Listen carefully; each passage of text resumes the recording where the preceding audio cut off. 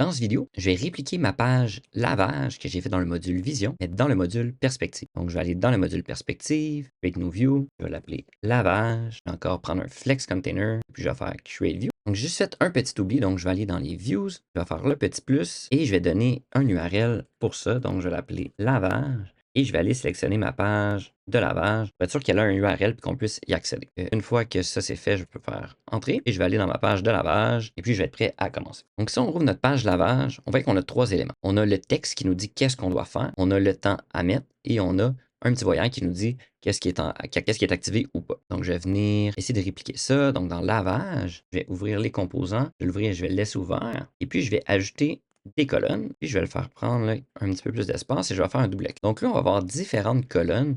Je vais pouvoir ajuster la taille à ce que j'ai de besoin. Donc si je vais dans les variables, on a besoin de quand même ajouter beaucoup de stock. Je vais aller dans les instances, dans le lavage, dans les variables statiques. Et là, je vais avoir besoin de mettre tous les temps et tout ce qui est nécessaire qu'on a ici. Et là, maintenant, ce que je vais devoir faire, c'est que je vais mettre une étiquette. Je vais la mettre un petit peu plus grande. Je vais vouloir respecter le même ordre que j'ai. Donc, si je vais dans la part de lavage, je vais avoir rinçage 1, lavage, rinçage 2, refroidissement et vidange. Je vais retourner ici. Et je vais donner un nom à cette étiquette. Donc, rinçage 1. Je vais pouvoir faire un copier-coller. Je vais la mettre en bas. La même chose. Et puis, une dernière. Donc, ici, c'est le rinçage 2. Ici, c'est le lavage.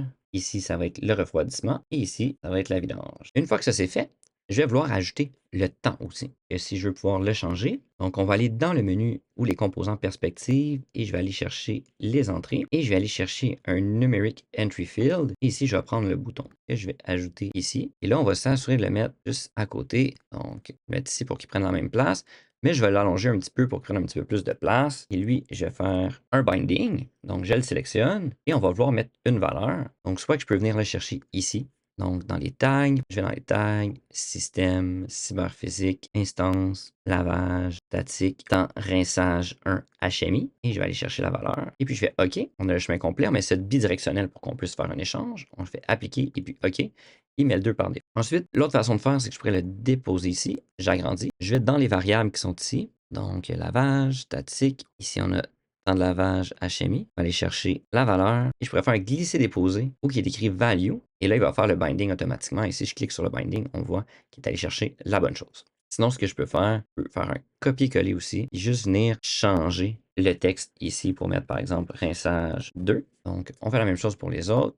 Ici, je vais mettre refroidissement. Et pour le dernier, je vais mettre vidange. Donc, si je vois que je n'ai pas d'erreur, si jamais là, vous faites une erreur, une faute de frappe par exemple, puis vidange, j'oublie de mettre le E, ici, il va dire bad not found. Je fais apply puis OK. Ici, il affiche en rouge aussi, puis il me donne une petite erreur. Là, il dit que la valeur est nulle, puis j'ai un petit triangle rouge ici. Donc, probablement que c'est que vous avez une erreur et qu'on ne pointe pas à la bonne place. Donc, si vous n'êtes pas certain de les écrire en main, vous pouvez toujours aller chercher par les tags. Et on s'assure de cocher bidirectionnel. Là, je crois que je l'ai oublié pour certains tags. Donc, assurez-vous de bien cocher la case. C'est important vraiment de cocher le bidirectionnel pour chacun des éléments. Une fois que ça c'est fait, je veux le petit voyant. Donc, pour le voyant, je vais procéder de façon un petit peu différente qu'on a fait tantôt. Donc, ce que je vais faire, c'est que je vais m'ajouter ici, je vais ajouter un label. Je vais faire prendre quelques espacements. Maintenant, je vais cacher le menu pour que je vois tout au complet. Où est-ce qu'il y a le texte? Je vais juste l'effacer. Mais comme style, je vais mettre un background color, puis je vais le mettre vert pour que ça fasse un petit peu comme on a sur la page Vision. Lui, ensuite, je vais faire un copier-coller et je vais le coller un petit peu partout sur tous les éléments et je vais le coller sur chacune des rangées pour que j'ai un petit peu la même présentation que j'ai sur le module. Une fois qu'on a les 5 étiquettes avec les couleurs de fond placées, il va suffire de mettre un binding. Donc, je vais sélectionner la première et je vais aller changer le binding sur le background color. Donc, clic droit,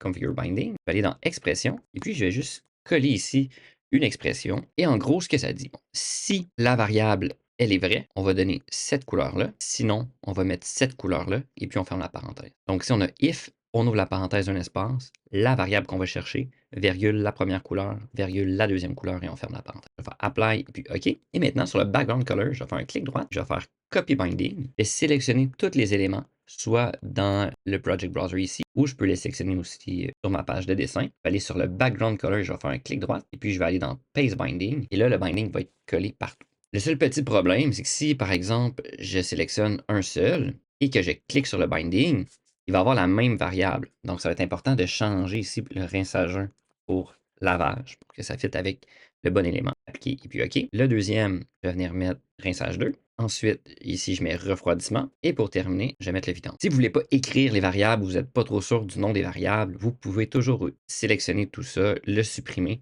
et aller dans les tags cyberphysique et aller chercher les bonnes variables que vous avez besoin. Par exemple, ici, on est dans les lavages, les statiques, puis on peut aller chercher là, les bons éléments qui sont ici. Donc, une fois que c'est fait, je fais appliquer. Et puis, OK. Ici, on voit que les voyants sont tous là. Je vais aller dans la barre de navigation, je vais aller dans la page marche, je vais mettre le système en marche. Je retourne dans la barre de navigation et je vais dans la page lavage. Et puis ici, on va voir les voyants alternés, pareil comme on l'avait sur la page de visite.